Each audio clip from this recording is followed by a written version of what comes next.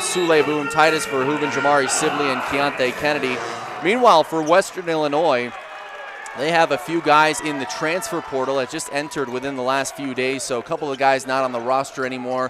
One of the guys out there right now is in the transfer portal, but will still play as Keontae Kennedy's opening three from the corner is well short. We are underway in the Basketball Classic presented by Eracism from the Don Haskins Center. Well, that's a good start for UTEP. They're getting it down low. I know Golding wants to do that for his guys to get good shots. Corner three ball, and that's off the mark. Offensive rebound to Will Carius. He'll try a three, and that won't fall. Rebound to Keontae Kennedy. We're going to see a lot of this. The Leathernecks really like to shoot it.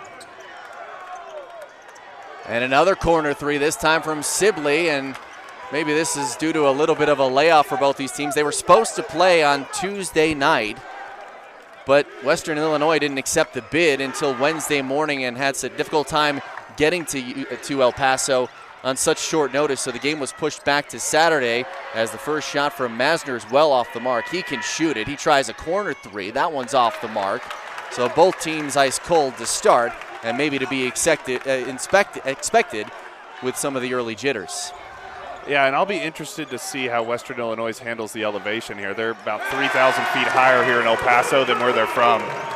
First bucket of the afternoon comes from Titus Verhoeven, the redshirt junior, who is averaging just under 7 points a game, but has really played well of late. He scored 8+ points in 7 of his last 10 games, and the Miners are unbeaten when he's in double figures.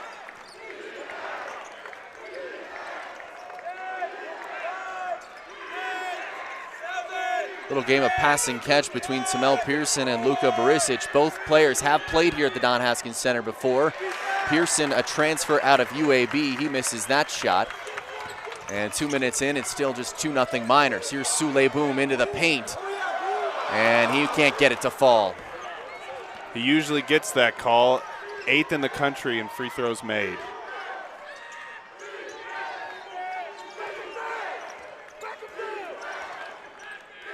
Good crowd here this afternoon for this first game in the tournament for UTEP.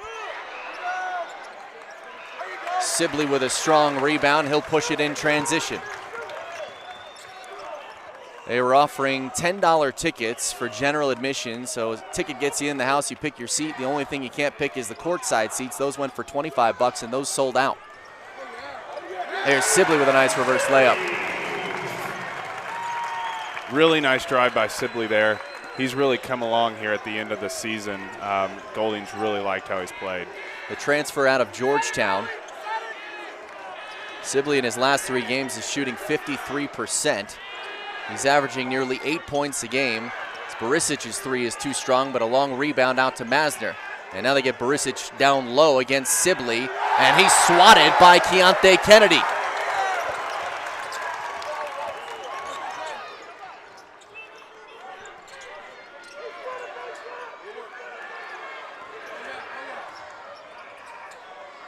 And a reverse layup from Titus Verhoeven using that left hand to his strength against Pearson. It's a 6-0 start for UTEP. UTEP really taking it inside a lot here early. Western Illinois 0 for 8 from the field to start. A defense chant here from the crowd in the Don Haskins Center. Shot clock down to 4, and Masner has it knocked away by Boom. He was looking for a foul call, but still no whistles. Kennedy, pull-up three, knocks it down. It's a 9-0 run after leading Abilene Christian to an upset win in the NCAA tournament over Texas a year ago. Wearing the Defend the Don t-shirt today and this afternoon. It is a special day here at the Don Haskins Center as Zarek Onyema checks in for the first time and comes up with a quick steal. We'll get to more on that in a little bit. Kennedy had it swatted away, but right into Satterfield's hands. Terrell Satterfield on the court for the first time as well this afternoon. So Satterfield and Onyema and Alfred Hollins, the new substitutes, as Carius misses, and now it's an 0 for 10 start for Western Illinois. Western Illinois has not been very patient on offense. They're coming out here firing, you know, in an away gym that they haven't played in before. Hollins will try the straightaway three, a little bit too strong, but an offensive tap out by Onyema, but it lands on the sideline. It'll go back to Western Illinois. Cam Burrell checks in for the Leathernecks out of that timeout. He actually just entered the transfer portal for his final year of eligibility, but is playing out the rest of this season. He's one of 4 guys on this Western Illinois roster who have already entered the transfer portal. One of their starters and 4th best scorer, Colton Sandage, entered the portal earlier this week and did not make the trip, so his career with Western Illinois away from home. COVID changed his perspective on that, wanted to be closer to family, so he got an opportunity to return to Western Illinois as Carius misses the bunny, and now it's 0 for 11. Little between the leg, backward pass there from Sule Boom. Here's Onyema going to work, gets the double, open 3 for Kennedy, and a little bit short offensive rebound. Onyema finds the extra pass to Hollins, who scores for the first time this afternoon. Golding's been really preaching rebounding all season long. It's been something that UTEP struggled with. That's huge for them right there. And it's one of Western Illinois' strengths this season, averaging 38 rebounds a game. One of the best rebounding teams in the conference. Another turnover. And Kennedy throws it away in transition. Barisic 1-on-2, and that's going to be an offensive foul.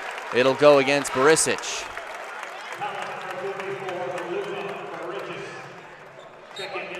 The coaches will really love that. Sprint back, plant your feet, and take a charge. See Satterfield. Barisic has played here at the Don Haskins Center before. He's a transfer from UTSA. Played in 14 games last year before opting out due to COVID concerns, but he started twice against UTEP, once at home and once here at the Don Haskins Center. Scored 9 points in the home game, 12 points here at the Don. So a little bit of familiarity here. Agnew tried to find a quick little pass to Hollins. Couldn't handle it. Goes out of bounds. Turnover to Western Illinois.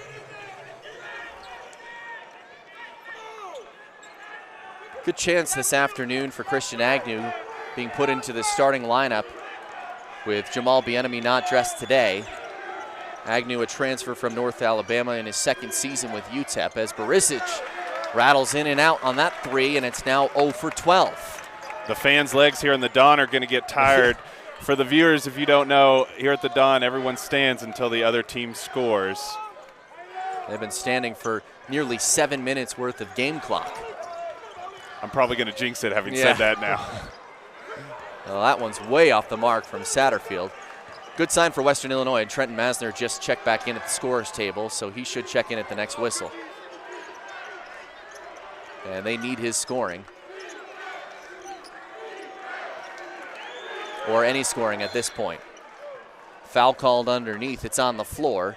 It'll be the 2nd against Jarrell Satterfield. The only 2 fouls against UTEP so far, both against the sophomore out of Ranger College, who graduated from Mayfield High School just up the road in Las Cruces.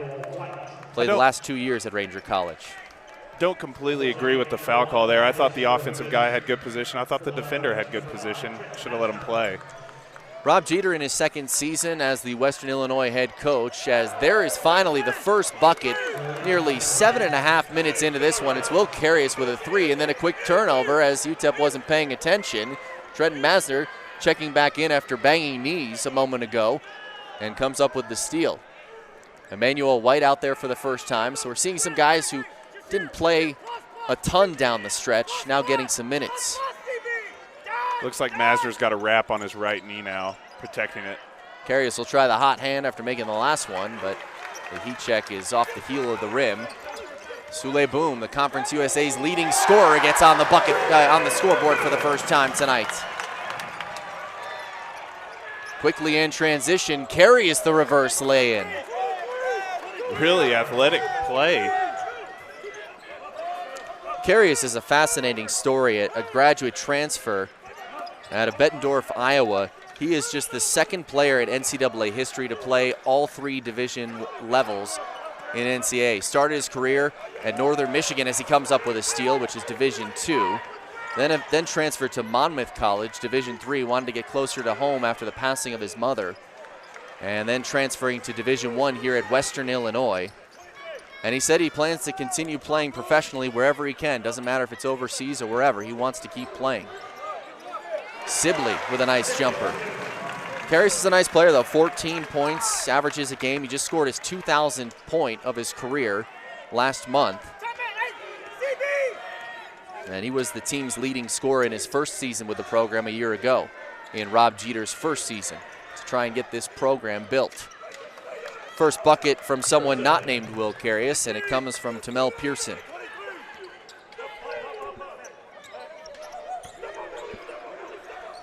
Pearson is the transfer from UAB.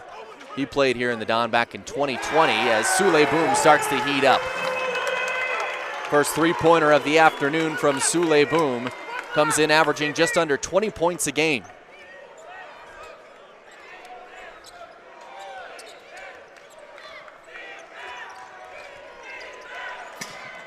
And now playing tough defense against Trenton Masner.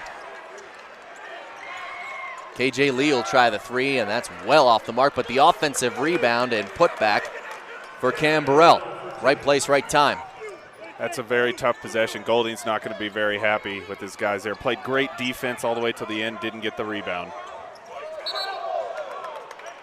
Kennedy, who's only been back for 4 games since missing 15 with an injury. He's been phenomenal in the return. Both of them already have 4 rebounds in this one. And Keontae Kennedy with 3 points, Sule Boom with 4 so far. Check that 5. He's got a 3-pointer and a deuce. Barisic going to work against Titus Verhoeven, and he gets it over.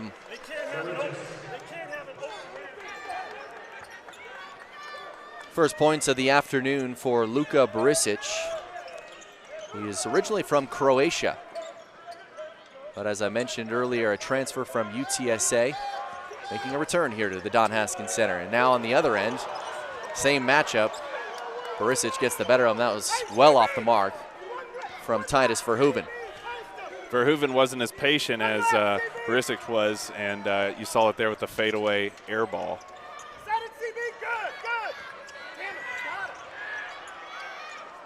Masner comes up a little bit short. 5th rebound to Keontae Kennedy. And a quick foul called against Masner. Rob Jeter doesn't like that call. He's been asking for one on the other end, and then a little bit of a touch foul there. And it's the first against Trenton Masner. They were letting him play most of the game, but now, you know, with that call, it's more of a ticky-tack call, as we call it. Maybe they're going to tighten things up. Rob Jeter's had a nice turnaround for this Western Illinois program in year 2, +9 in the win column compared to last year. They were 7-15 a year ago, 16-15 this year. And they started the year 5-0 and 10-2, including an upset win as Keontae Kennedy knocks down the fallback 3. Western Illinois upset Nebraska by a point earlier this season, back in the early going. That was part of their 5-0 start. But then once they got into conference play, they really ran into some speed bumps.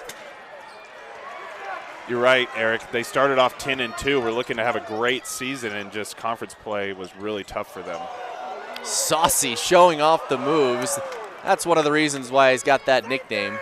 It's really because of his dance moves, but you kind of see it on the basketball court every once in a while as well. He can handle it.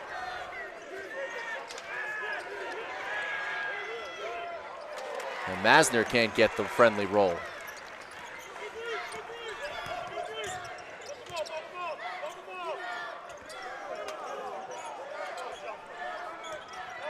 Kennedy will try another open 3. It's a little bit strong.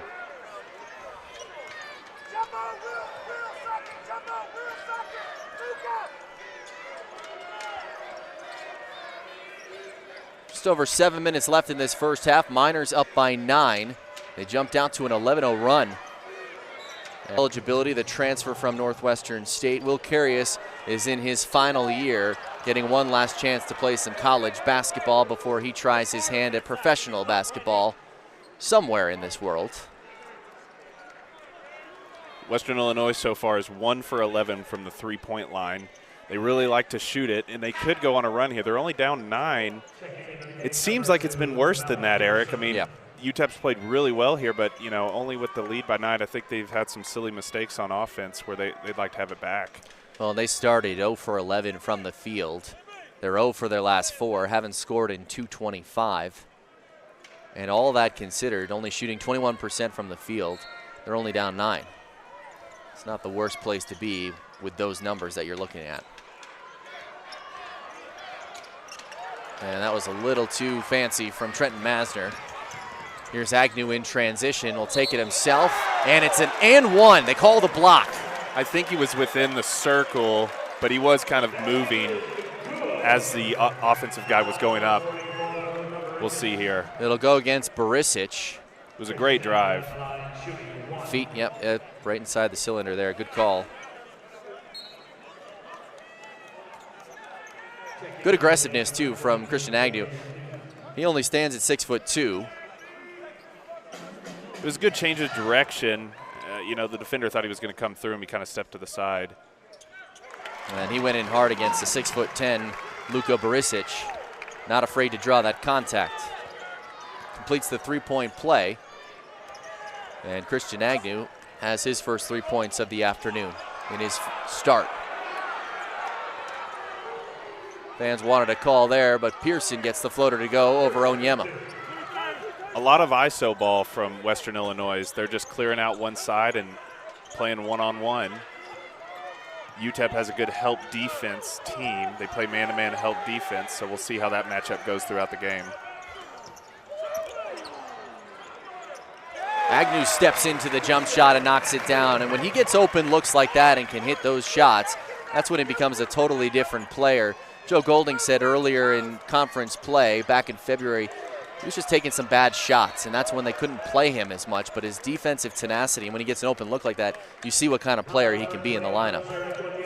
That was a great job by Pearson, posting up, getting position on the defensive man, forced the other defender to come help, and then dished it for the almost and one. Onyema was called for the personal foul, his first. It'll send KJ Lee to the line, the freshman out of O'Fallon, Missouri. Played in 26 games this year, but only averages 2 points and 9 minutes per game. But he'll see an increased role in getting his first start of the season due to the aforementioned casualties to the transfer portal. And Lee was one of 2. These postseason games are really interesting now with the transfer portal in play. You know, it can be used almost as a recruiting tool to get some guys some playing time, to let them know, you know, hey, you're going to play next year. Didn't play a lot this year, but, you know, and then you sit your guys that you know are going to stay and don't need any more playing time. No risk of injury. Sule Boom with some fancy footwork in the scoop shot. And he puts the Miners back up 13. And then good defense against Masner. It's last touch by UTEP, so it'll stay with Western Illinois. Looks like Boom may have gotten a little bit of a shot to the eye. Let's take a look at the replay. Kind of holding his right above his right eye. Right there, maybe poked. Nothing worth a review, no foul called. And Boom will stay in the game. This is a big body matchup. The double team comes from Agnew, and he can't believe he's called for the foul. He thought he had a steal. It's a tough call. Pearson didn't see it coming at all. No. He turns right into Agnew. I think you let him play there. Masner will try the three, a little bit short. And a rebound to Boom. That is rebound number 7 for Sule Boom. Boom, surprisingly, at his size, gets a lot of rebounds for UTEP. He is one of our leading rebounders. Nice pass from Boom to Alfred Hollins, and a good job on the handle by Hollins. That was a tough one to corral and finish. You know, part of that for Sule Boom has to be because of these missed three-pointers. A lot of long rebounds. They're 1 for 12. Make it, well, it was going to be 1 for 13, but a late whistle and a call on the shot from KJ Lee, so he'll go to the line for 3 free throws. That's a bad foul. Fouling a three-point shooter, one of the worst fouls you can make. Hollins doesn't agree with it. It'll be 3 shots for KJ Lee, who just a moment ago went 1 for 2. I'd say most players never agree with any fouls called No, on them. of course not. But he's got a whole arena agreeing with him. Good crowd on hand here at the Don Haskins Center. And that open admission, general admission, $10 ticket allows you to pick your seat as KJ Lee goes 1 for 3. Has really allowed a lot of these fans to kind of squeeze in between the free throw lines, get a good seat in the house, and it kind of boxes in some of that noise instead of being more spread out. So it's a good environment here. If I had to guess off top of hand, we haven't got an official number yet, but probably in that 5,000 plus range. I'd agree with that. I'm sure Golding's excited to see that. He really wants to win this game. You know, he didn't say it, but I mean, 20 wins versus 19 wins. 20 sounds a lot better, Eric. It sure does, especially for this program looking for 20-plus wins for the first time since the 2014-15 season, your final year, when they went to the NIT. Yeah, and you know, it's your first year at a new school. He's trying to prove himself, obviously proved himself at Abilene Christian. I think the fans are really happy with him. Yeah, absolutely, and it's his 3rd straight year, Joe Golding, in a postseason tournament. He took Abilene Christian to the CIT in 2018 and then appearances in 2019 and last year 2021 in the NCAA tournament. Of course, 2020, there were no postseason tournaments because of COVID. A 1st and 2nd year head coach trying to build a new program here for both of them. And you have to be optimistic whether you're a fan of Western Illinois or UTEP. We've talked a little bit about UTEP before the last media timeout, but also here at Western Illinois, Rob Jeter is a familiar name for a lot of people. Just his 2nd season here at Western Illinois, but he was the head coach at UW-Milwaukee for 11 years, was a 3-time Coach of the Year in the Horizon League, pulled off a monstrous upset in the NCAA tournament of Oklahoma back in 2006 with UW-Milwaukee. A lot of you may remember that when your bracket was busted. Rob Jeter was the reason for that. And since then, he has spent some time as an assistant coach at the University of Minnesota as well as UNLV. But he got his start playing for Bo Ryan at UW-Platteville. They won an NCAA Division III national championship in 1991. Then he coached under him as an assistant at Wisconsin. Bo Ryan, of course, a legendary coach at the University of Wisconsin. So if you played for and coached under Bo Ryan, you probably know what you're doing.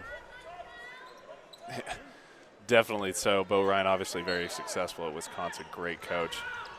Must have been great to learn from him. Sibley thought about the open 3. Instead, the Miners will reset here with 10 left on the shot clock.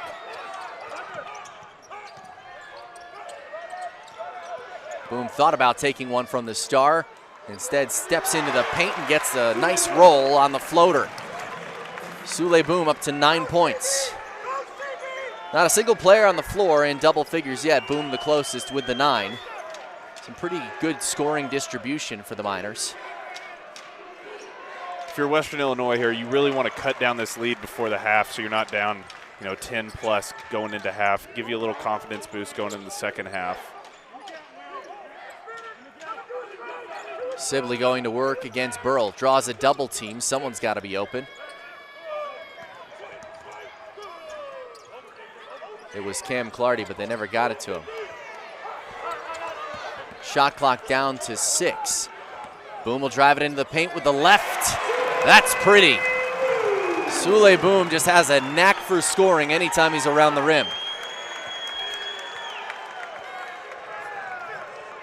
There's a reason why he goes to the free throw line as much as he does. Didn't get a call there.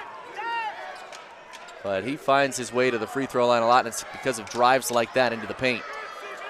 This shot from Burrell is off. Little hesitation there. Probably should have gone straight up with it. This is a chance for a little bit of an audition for Cam Burrell as he has entered the transfer portal. Just because you enter the transfer portal, though, doesn't mean you're going to leave. Just gives you the option to go elsewhere. But Burrell is a junior out of Chicago, Illinois. He was a member of the 2017 and 2018 3A state championship teams at Morgan Park. As that 3 is good. Keontae Kennedy feeling it early on as well. Little trash talk going on between Kennedy and Masner. I'm sure Masner wants to go get a bucket of his own. He's double teamed. Oh, Kennedy was looking for that steal and fast break dunk. He can throw it down when he gets in transition. Pearson's drawing the double, draws the contact, and will go to the free throw line. And they're going to get Sibley on that one. It was a good move. It looked like a travel to me. He picked up his pivot foot before he shot it. Pearson at the line, shooting 2. Pearson's played well in the post, though. He's really gone at Titus for the Miners and taken it to him. He's a 67% free throw shooter. First attempt this afternoon with 25 seconds left. And that one's off the heel.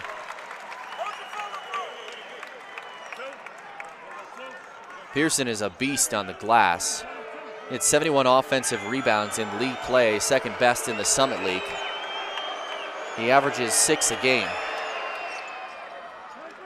He goes 1 of 2. So the Miners will be able to hold for the final shot here. Shot clock turned off, just under 20 seconds left. Cam Clardy getting his first playing action since February.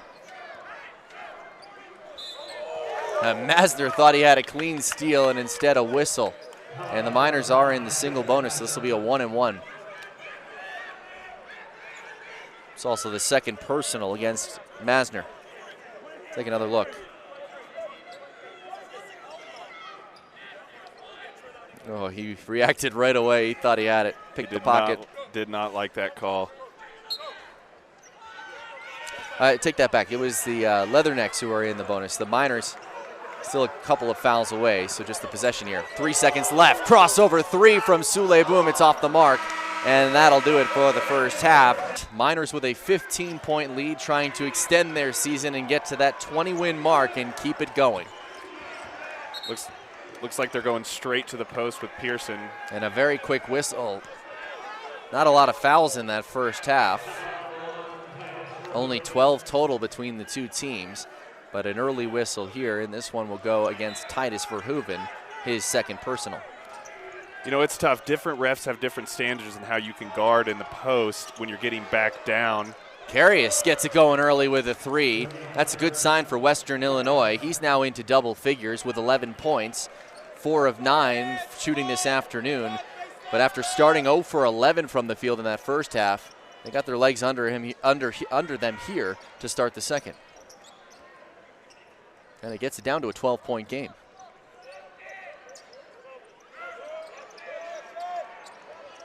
Western Illinois can really score. UTEP needs to make sure.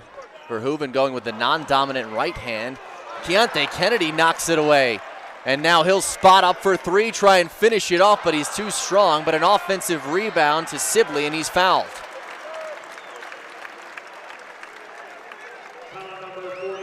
And it's a big foul because it's number 3 on Luka Barisic. They only played, you hit on this, Hooper, in the first half. They only played 6 guys in that first half. They only have 9 dressed this afternoon, so there's not a lot of depth. And now Barisic with 3 fouls will have to go to the bench. And with the few players they lost, they were only playing 8 throughout the year, and they lost a few of those 8 to the transfer portal. So really, Kennedy will try it again from 3, and this time he hits it from the top of the Franklin Mountains. a lot of smiles from the UTEP players. They're really having fun out there. And that's really what this is all about for Joe Golding and his group. He had a conversation with Sule Boom and Titus Verhoeven after the loss at the Conference USA tournament, asking if they wanted to play some more. And they decided they wanted to play together as a group again. It's not clear exactly who will be back. The only player they'll lose in terms of eligibility this year is Alfred Hollins. He's the only one who doesn't have any left. But with guys like Titus Verhoeven, Sule Boom, Keontae Kennedy, all of them graduated. So they have the option to enter the transfer portal and go elsewhere, maybe for another year, a la Bryson Williams and what he's doing with Texas Tech now in the NCAA tournament. Just scored 20 points in that first round game in a blowout over Montana State. He's a beloved player here in El Paso, but getting his shot now to really elevate his NBA stock. Yeah, the fans are really unhappy with that call. It looked like he got the ball tipped out, but they called it off his knee. Boom, obviously upset.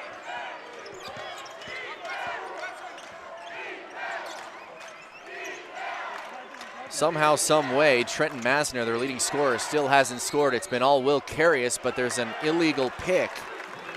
And that foul will go against Western Illinois, so wipe off the basket. It is against Cam Burrell.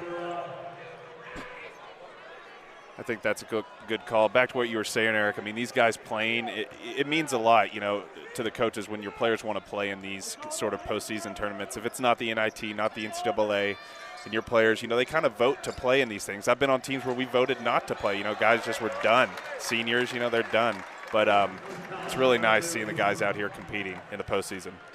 Tamel Pearson called for that personal foul.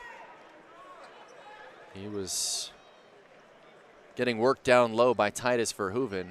Verhoeven is a lefty. You got to remember that when you're defending him. He's very strong around the hoop with that left hand. Verhoeven doesn't score a ton, as I mentioned earlier, averaging just under 7 points a game. He'll want to forget about that free throw as it hits nothing but the bottom of the net. But Verhoeven averages is a 52% scorer. So he doesn't miss a ton when he gets the ball down low. He atones for the air ball, and a nice cheer from the crowd. There's been a lot of battling in the post between Verhoeven and Pearson. It's been a good matchup. Hard hedge by Titus there. Pearson gets blocked by Verhoeven. He gets it back and puts it back. So Verhoeven got the best of Pearson on the first attempt, but not the second. And those two go back and forth. His defense was great, 90% of the way. Hedged hard on the screen, got back on his man, blocked a shot, just couldn't finish. Boom cuts into the lane, blocked by Carius, but a whistle. A little bit of chatter between Sule Boom and Will Carius afterwards, too. I think what Carius was saying was, don't do that. But you can see a little bump on the body there before the block. Sule definitely knows how to get to the free throw line. The refs are calling it a little tighter here in the second half. Thought they let him play in the first half for the majority of it. Not only did he lead the conference in scoring at just under 20 points a game, he led the conference in free throws made and attempted. He attempted 194 free throws, and that's including 4 missed games, with a wrist injury at the start of the season and then missed a couple with illness in December. He's struggled a little bit, surprisingly. He's an 85% free throw shooter, but he's shooting just 74% from the line over his last 5 games. But boom, there goes 2 for 2. Masner trying to finally get on the scoreboard, and that one hits nothing. Carius will try from the corner. That one's a little too strong. Boy, it's just one of those afternoons Trenton Masner will want to forget. Yeah, it's tough. When you're the leading scorer on your team, you really want to get it going. Deontay Kennedy faked the 3, stepped into a jumper, and stroked it.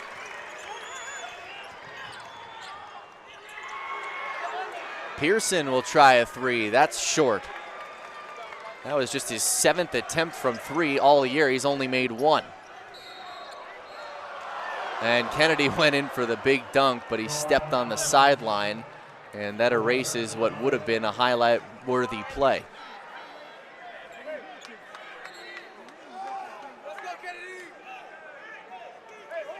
I will say, though, Trent Masner still has 16:30 to figure this out, and when you're a scorer like him, you just need to see one go through the hoop.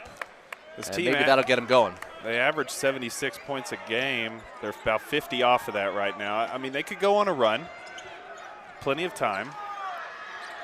And maybe that run starts with Cam Burrell knocking down the jumper. But it's still a 16-point lead for the Miners. Just under 4 minutes into this second half.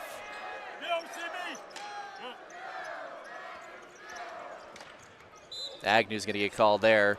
Pushed off with the left forearm. I think, yeah, it was pretty clear.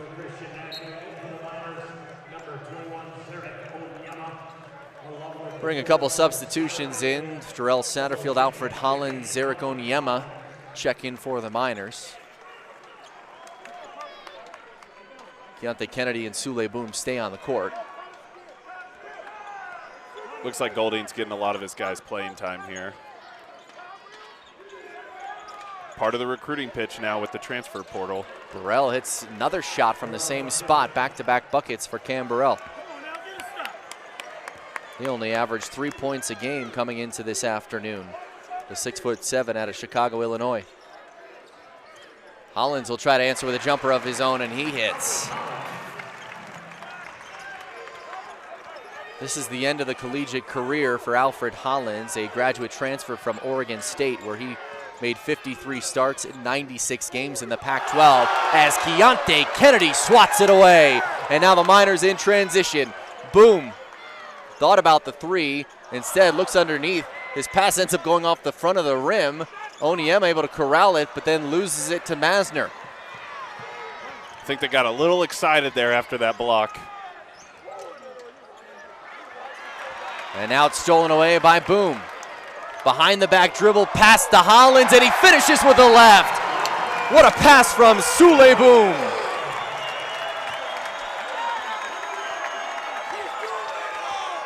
Trent Masner was trying to call a timeout, but they didn't give it to him, and instead he gets under 17 points a game. He still has a goose egg on the scoreboard. And finally, with that free throw, with 14:40 left to play in the game, Masner is finally on the score sheet. Sometimes it's as simple as one free throw just going in to kind of get a shooter going, you know, just to see that net, you know. So this is important for Masner to finally score.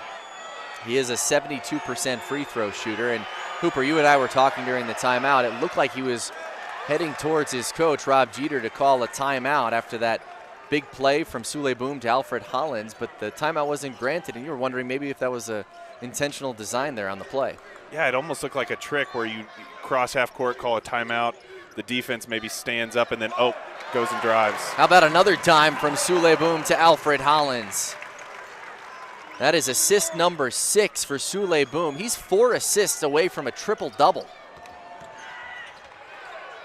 Some contact in the paint, but no whistle. And Tamel Pearson gets the basket. Euro step by the big man. Don't see that very often. Pearson's now up to 9 points. Only scorer in double figures is Will Carius. Boom will try it himself this time, a little bit short on the jumper. See if Masner can get going after making that free throw. Uses the extra pass and finds Cam Burrell. So he's not scoring, but he's affecting the game via the assist. That's his 4th of the afternoon. I think he needs to do more of that. He's drawing a lot of attention. Obviously, UTEP keyed on him as their leading scorer. I think he needs to be more of a facilitator.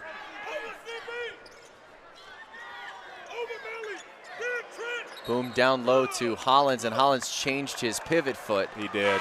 It was very slight. Called for the travel, but the referee was right there. It's a good call. He knew it too. It's probably one of those things where he's more comfortable with his right foot than his left, and accidentally had his left foot as his pivot foot at first. The other thing, I think he was surprised how far off Pearson was from him. He was expecting to feel that contact behind him when he received the pass, and instead he kind of fell backward a little bit. Mm-hmm. Western Illinois is running a set. Haven't seen any of that tonight from them. Jumper from Pearson from the top of the key is short. Let's see what Sule Boom does this time. Hollins finds Verhoeven wide open underneath. Thought Verhoeven was going to get ready to flush it with 2. Instead, gets the layup off the glass. The lead now up to 17. Carius drives, can't finish. You've got to make those if you're going to come back and win this game. Easy layups. No look pass to the corner to Satterfield, and he missed the 3. Keontae Kennedy was already looking back at the Western Illinois bench with the 3 fingers up in the air, but behind him it was a missed 3-pointer. Kennedy gets a steal. Look out here, he's in transition, 2-on-1 with Sule Boom, and draws the foul. Kennedy is a 67% free throw shooter, although he shot it much better from the line since he's returned from injury, makes the first one. He missed 15 games from December 22nd till the end of February. He missed every single conference game up to that point. But in the time he's been back, he's been terrific. And again this afternoon, Keontae Kennedy 15 points now, 5 of 11 from the field, and also 11 rebounds, so he's got a double-double. UTEP got a lot better when he came back on the team for sure. And you know, it was interesting because I did the game that he was set to potentially return in, and I talked to Joe Golding before that, and he wasn't sure because their lineup, they had so many lineup changes through the early portion of the season. They had finally kind of found a lineup through Conference USA season, and it was without Keontae Kennedy in the lineup. And as good of a player as he wasn't sure how that would affect the lineup in the rotation. Not a single player on this team has played in every game this season for UTEP. The beginning of this season, it's a miracle what Joe Golding did to keep this season afloat. And they started 1-3 in conference play, but the Miners have won 11 of their last 16. And they've also played well in close games, 7-2 in games decided by 5 or fewer, as Alfred Hollins' 3 rattles in and out. This one not looking like it'll be that, a 19-point lead for UTEP. Yeah, it's been really impressive what they did. I mean, Golding's first year. Carius throws it down. Same team as last year, losing their best player in Bryson Williams, who transferred to Texas Tech, and yet they have a better record than they did last year, going even last year, 12-12. Great job by Golding.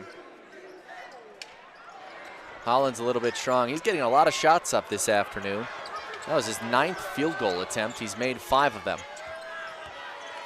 He's in double figures with 10 points. It's his last game. Golding definitely told him to shoot it. Of course.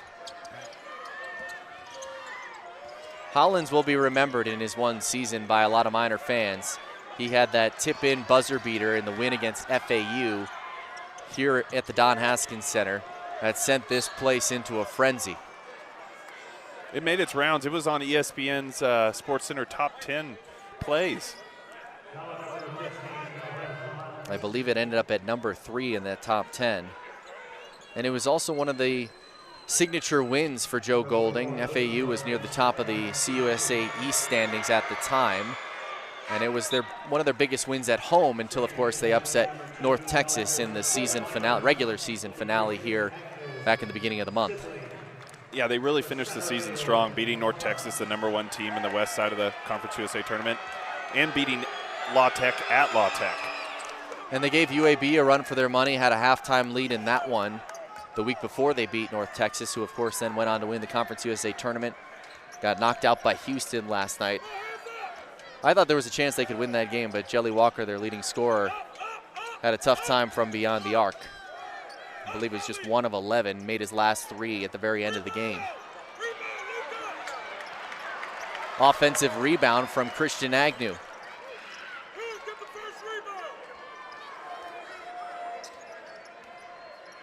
Well, these Western Illinois boys are really playing their hearts out. Only 6 guys have played, 13 days off. Boom, pull-up 3 with 3 left on the shot clock. It's off the heel of the rim, a little too strong. And the rebound to Western Illinois. Barisic will try a quick pull-up 3, and that one's short. He wanted that one. He waved Masner over to pass it to him so he could pull it.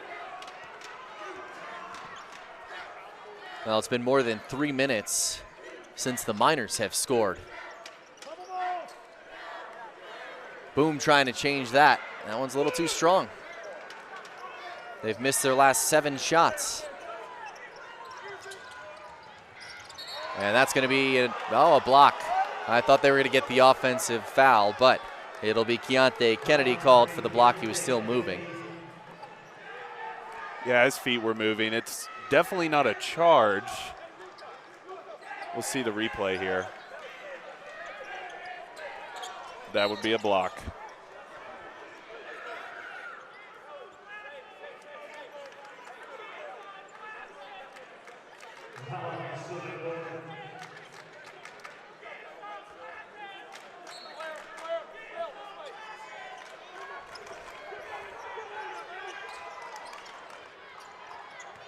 Barisic gets tangled with Sibley, and they're going to call Sibley. Fans don't like the call. They don't. You know, it's interesting. Western Illinois doesn't even run an inbounds play. They've done this multiple times. They just spread out, throw it to a guy, and go one-on-one.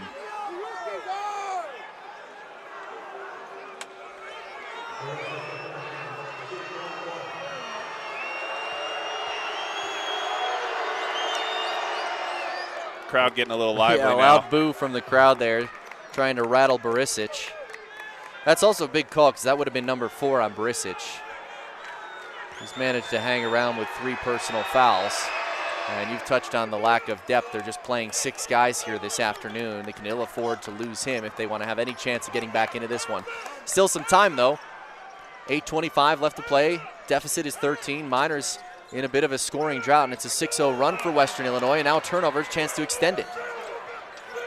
Might see a timeout from Golden here soon. I mean, this team can shoot 3 quick threes, and it's a different game. Barisic that time gets, at this time he'll be on the bench coming out of this, but 2 free throws first for Verhoeven, who's 1 of 2 this afternoon. That one does not get the friendly roll off the front of the rim. Really not a good play by Luka. He already had Titus beat, and he's one of their starters, one of their best players. They're down 13, trying to make a run. This is a huge, game changer for them. And because of the flagrant one, it's the 2 shots plus the possession. So the Miners have a chance here. They got 1 point out of it so far on the free throw and a chance to get some more here. And that stopped a quick run there from Western Illinois. Now Verhoeven and Pearson going at it, and that is bread and butter for Titus Verhoeven. So 3 points on the trip for Verhoeven, and the lead swells back to 16. I think the hit to the back of his head woke him up a little bit, fired him up. Yeah, you get worried about an elbow like that. That can be a recipe for a concussion, but good to see Verhoeven is okay. As KJ Lee's 3 is off the mark. Comes Agnew in transition, and the Miners will slow it down. But Sule Boom surges into the lane, and he's fouled by Masner. That is number 4 on Trenton Masner as well.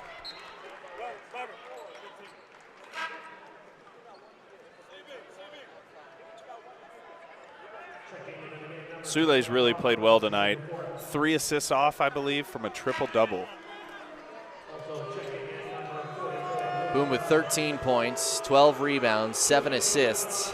He's 5 of 11 from the field, 2 for 2 from the free throw line, and he's got a chance for a couple more here.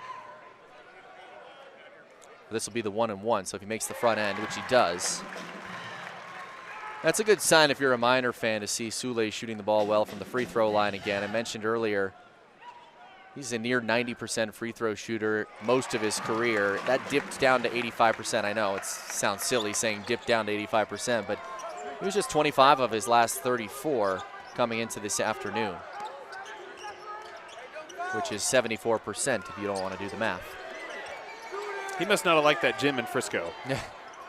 Well, some of them came here too, so he's atoning his free throw demons here in the Don Haskins Center, which I'm being a bit extreme here. Sule Boom still shooting 85% from the free throw line. A lot of basketball players will take 74%. Do you remember what you shot from the free throw line for your career? It was in the 70s. All right. That's good for a 6'10 player. Sibley will try the corner 3. It's short, but how about the hustle from Keontae Kennedy tracking down the offensive rebound, and then the foul in the corner will go against KJ Lee. And the Miners are in the bonus, so Kennedy will go to the line for the 1-and-1. That's just pure effort. It is, and it's not a good foul by Western Illinois. You're in the bonus. Full shot clock.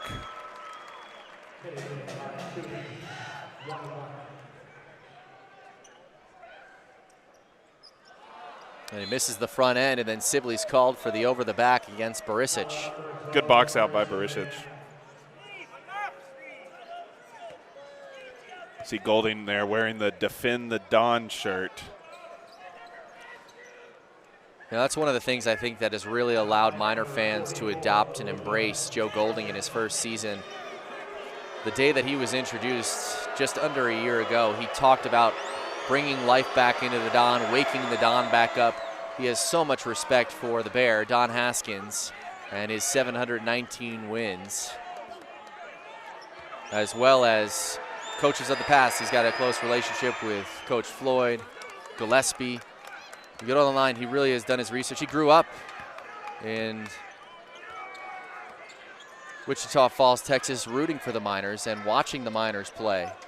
So this really is a dream job for him as Keontae Kennedy knocks down the three. Kennedy now up to 18 points this afternoon. It looks like UTEP is starting to pull away here. Oh, the crowd is not very happy with this call. That looked like a clean pick by Agnew. It was out of bounds and was going to stay with Western Illinois, but instead it ends up being a foul call, which will send KJ Lee to the line. Still a 1-and-1 here. Fans don't love it. There's some fans here with these floor seats that have had him for over 50 years. And they are letting the ref hear it. He actually gave a little bit of a eyebrow raise to them as they were shouting, "That's horrible," to him. The life of a referee. Nice pass from Kevin Kalu and the throwdown from Sibley. So Kalu getting into the rotation for the first time since February. He's a freshman out of Baltimore, Maryland. He had 8 starts in 24 games played. He found himself in the starting lineup early in the season during the non-conference portion when Miners were having a hard time just getting a lineup together with all the people out. I can't believe Kalu is a freshman. I mean, when you look at him, he looks like a 5th-year senior. 6'9", 235. Still a little bit of that baby face. Sule Boom knocks down the three. Boom trying to keep up with Kennedy. Both have 18 points. Well, Sule's definitely not stat chasing, otherwise he'd be passing it a Yeah. bunch. I don't know if he knows. Pearson on the other end. Someone might want to tell in the final media timeout here huddle that Sule Boom is 3 assists shy from that triple-double. Keontae Kennedy goes back in front of Sule Boom. He's the first to 20.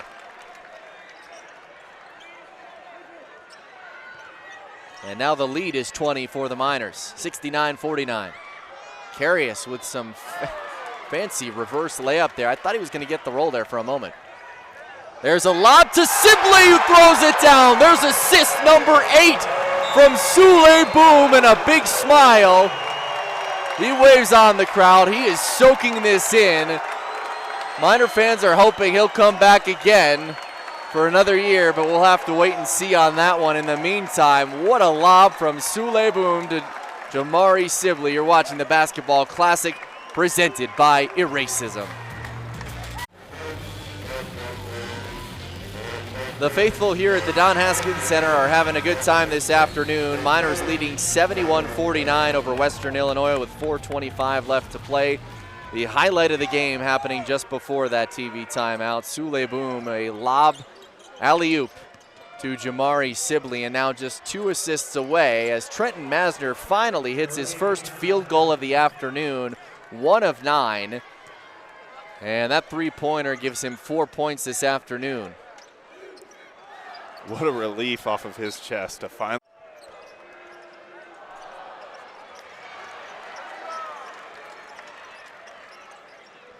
Back inside the Haskins Center, and with a loud, thunderous dunk, it's Kevin Kalu welcoming you back. You can thank Kalu for that welcome back. Couldn't have said it better myself. They're really excited about this kid. I mean, it's one of Golding's guys. You know, with a lot of these players not being original Golding recruits since it's his first year here, they're all Rodney Terry players. That's last touch by Christian Agnew. Will stay with Western Illinois.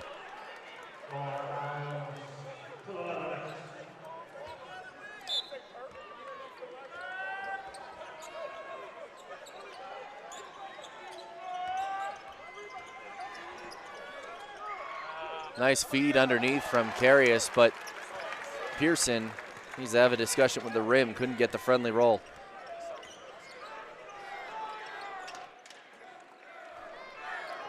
So just under 3 left to play. Sule Boom still 2 assists shy of a triple-double. Instead, he'll do it himself here. That puts him up to 20 points, now tied with Keontae Kennedy. UTEP is shooting over 50% for the game from the field, and they are holding Western Illinois below 30%. They've made 7 of their last 9 field goals. Pearson gets a whistle as he was fading away. So he'll get a chance at the free throw line. Speaking of getting a chance, a couple of players here for both sides who have yet to enter the game will enter for the first time. We'll sort through it after this first free throw from Tamel Pearson.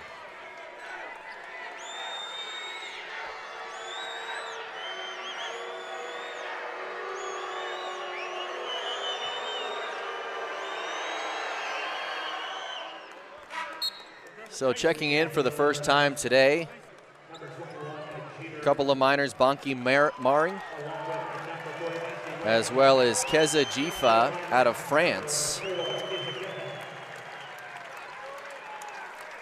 And then for Western Illinois, Robert Jeter, the fourth, the coach's son, checks in for the first time this afternoon, as well as Matthew Wade, freshman out of Milwaukee. So Rob Jeter giving his son and Wade a chance to play some minutes here in postseason basketball. And maybe a little bit of a look into the future for UTEP as well. Keontae Kennedy and Sule Boom are in a competition right now, but that one benefits Sule Boom. That is assist number 9, and after Keontae made that basket, he pointed to Sule and said, "One more." There's a block from Sibley. Sule Boom needs one more assist for a triple-double. It's to Maring, gives it back to Sule Boom. And Sibley will take the shot. That one's off the mark. I don't know that Maring knew that he needed to shoot that. Sule is telling him right now, you got to shoot the ball when I pass it to you. I need assist number 10 for the triple-double. Sibley definitely knew. He definitely knew. He took the shot right away. There's only a couple more possessions potentially left here. So the Miners are going to do everything in their power to get this assist for Sule Boom. There's the rebound. They're looking for Sule Boom. All right, here's Boom. He's got to make a pass to get the assist. Oh, he was looking for Sibley cutting underneath of the hoop, and he threw it away. Still a minute 23 left. We are on triple-double watch here. Golding's definitely aware, keeping him in the game. And that's why he's the only one left that's still in the game. Keontae Kennedy checks out. What a great game for Keontae Kennedy. 22 points, 8 of 15 from the field, 4 of 9 from 3. He also had 15 rebounds. Miners are out rebounding Western Illinois 45-29.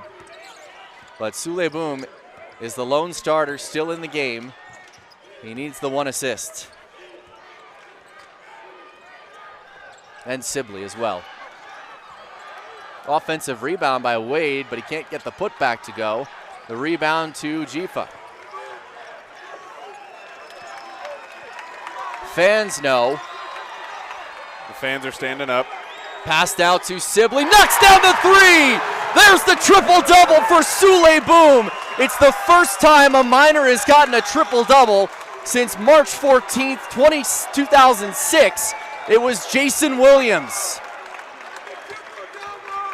History made here inside the Don Haskins Center, and the fans absolutely love it. The shot clock turned off. The Miners don't need to shoot it again. Sule Boom with the triple-double, 20 points, 12 rebounds, 10 assists. The last one coming on the Jamari Sibley three-pointer. And it's a standing ovation inside the Haskins Center for the Miner faithful as their season will continue. For the first time since the 2014